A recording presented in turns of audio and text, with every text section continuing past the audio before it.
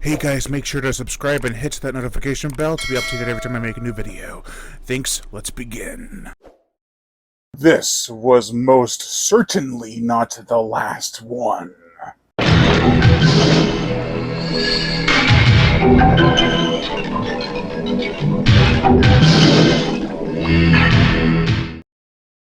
The Last Shark.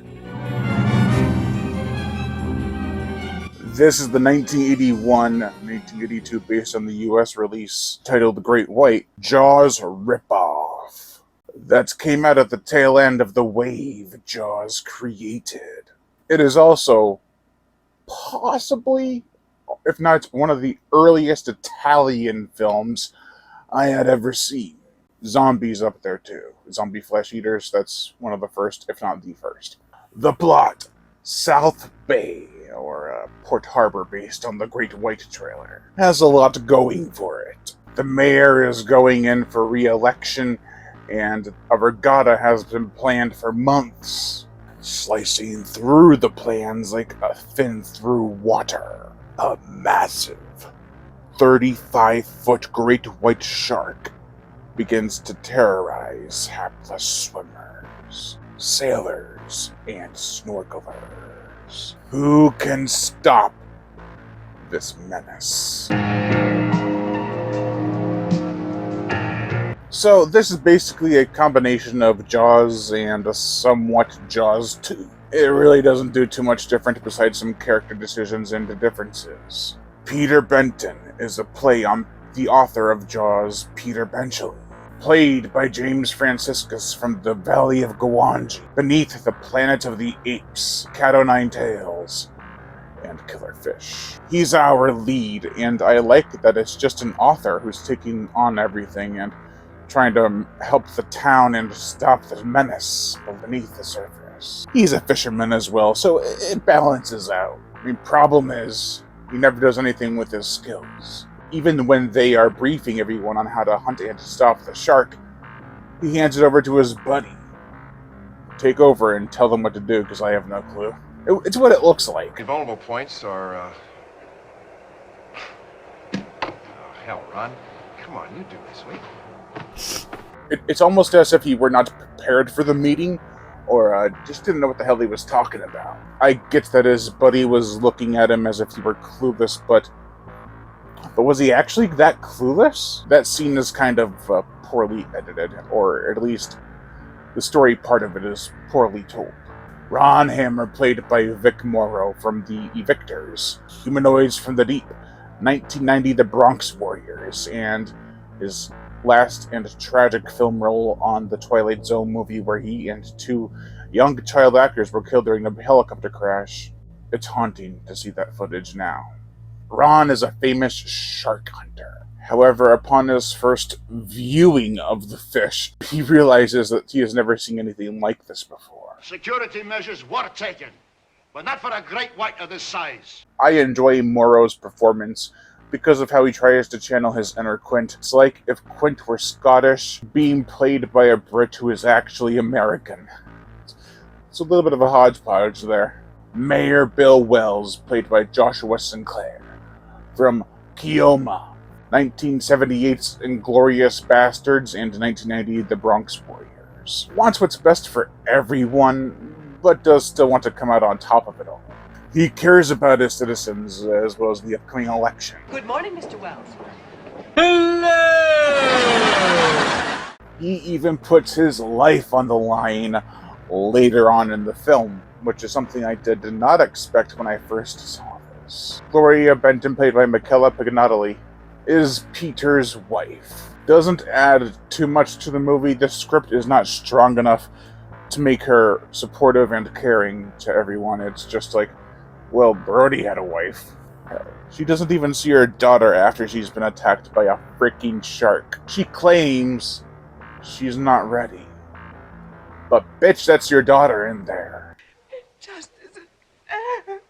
Bob Martin, played by Giancarlo Peretti, who was in Warriors of the Wasteland and Escape from the Bronx, is a reporter who doesn't do too much besides hide behind cameras in his van.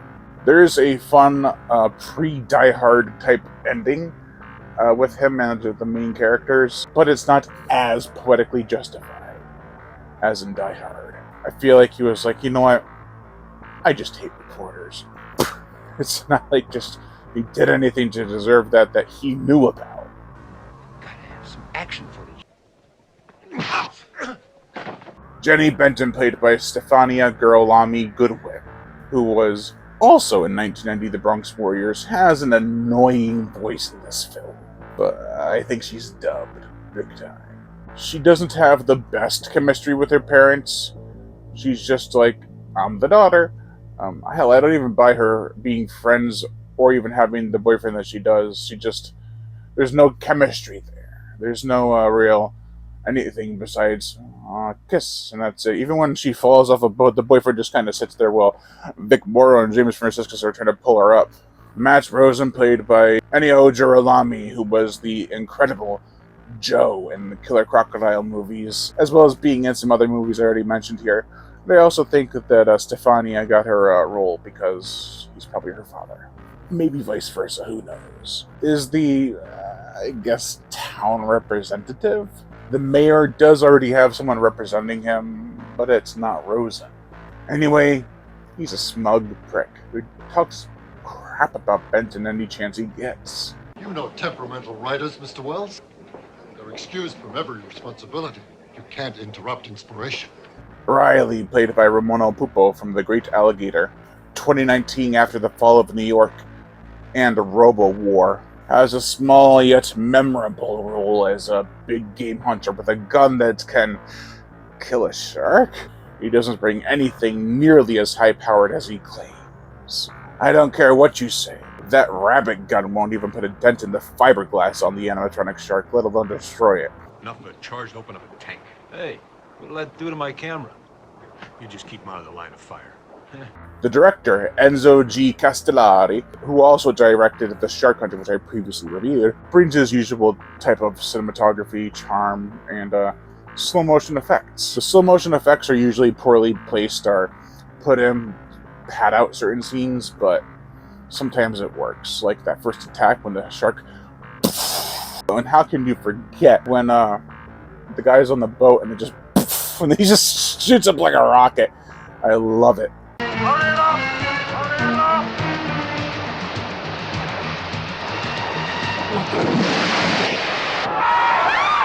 Still, he had a hit. Apparently, before it got pulled from theaters because Universal sued the film company that made this, and it got pulled from theaters, yet in that time it made $18 million, which is a heck of a lot of money. Even for 1982's full theatrical run, that's a lot of money, but just the opening weekend, I could have seen it made about 50 to 70 million at the end of it all. But after the reviews it would have gone downhill after the opening weekend, like, so maybe 40 to 50 million. Still would have been a hell of a profit. As shameless of a ripoff as this movie is, it's entertaining as hell. I don't know what it is about Italian shark films, but films such as Deep Blood, Cruel Jaws, Monster Shark, Night of the Sharks, The Shark Hunter, they all have that nice summer vibe to them. Maybe it's all the times we spend on the beach in the films, comparatively speaking to other films in the shark genre, or just the picture quality or the film stock. It feels summer, and I love it. And don't get me wrong, this isn't a great movie. It's not even really a good movie, but where Cruel Jaws and Deep Blood failed, this did not. It had the animatronic shark. Deep Blood and Cruel Jaws, they stole footage. Mainly Cruel Jaws stole a hell of a lot of footage from The Last Shark. This film doesn't borrow any footage, except for stock footage. And when they have actual special effects in the film, they're at a mess. Let's get into that stuff, shall we? The gore, the effects. We get severed legs, a man bitten in half, some blood, not much more. Not a terribly gory film, to be honest. It's rated PG, but it's that 80s kind of PG where it can be a little bit pushier and edgier. And there are in the vicinity of 8 deaths in this movie, which is funny because Jaws 2 almost got an R rating if they had more than 7, apparently. The gore stuff is pretty cheap, but not as cheap as that shark prop. which was destroyed before they could make The Last Shark 2. The underwater shots are atrocious with that shark toy just swimming around. The animatronic shark is effective at some shots, and I'm talking like frames, not the whole shot. It's just a big head, but it gets the point across. It's a big one, though, that's for sure. For the motion picture soundtrack, oh yeah, you better believe I got this puppy. Mordaunt Stevens actually composed original music for this movie. It was pretty good. It's nautical and has sweeping sections of oceanic tunes. It feels adventurous and even bold. I even used it for the fan trailer I did for this movie some time ago, which I'll have to do another one at some point. But you want to get to the Italian cheese that is the Guido and Maurizio D'Angelo score. I'm not sure if they just did the English version. The Italian version, I'm not sure if the Italian one has the same score. I'm pretty sure it does. But it's a bit loud and obnoxious in parts. But the violin parts, such as sequence 14, are haunting and beautiful. The main theme is just a play on Jaws, but it's catchy.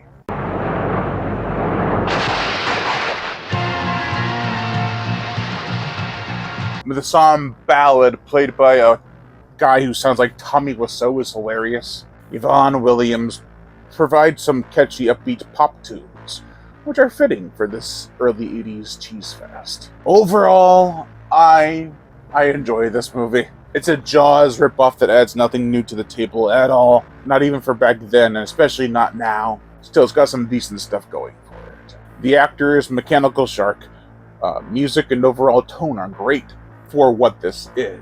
The actresses were either loud or annoying, but they did provide Peter for a reason to go back out there and finish the job.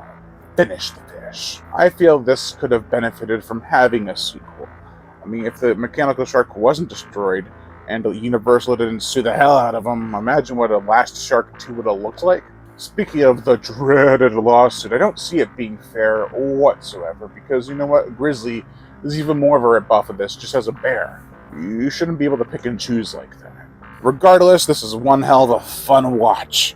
You should also check out the Treasure Films release, which is brand new from the UK, so it is Region 2. I doubt it will ever be put on Blu-ray from in the US. So it had to be UK that did this, because, you know, screw us. But we do have alternate artwork. And another alternate artwork. That piece, which I'll probably keep it like that. I like that one. I love the other one too, but I have the CD that has that same cover. We got a little booklet here with an old Shark Facts card they had on the back then. That was a little promotional piece they had. It has a whole bunch of little stuff in here. I'm not going to go over it all, but definitely pick it up. It's not expensive. It's actually probably like $20 US currency or so. It's actually really cool. I would buy it, because if you're a fan of this movie, you will need this. And not only comes with that, but a little magnet, Shark Attacks helicopter, which is something that happens in this crazy film. And it gives the replacement disc, because the original release of this had an issue with the disc they put out, so they brought it back and they're like, let's go over it again, and then they finally got it right. And then you have poster. It's a really nice thick cardboard too. That's gonna do it for this video, guys. You've been watching The Horror Shark, and I have been your host, Brian Gatto. Make sure to like, comment on, as well as share this video. Like my Facebook fan page for me on Patreon.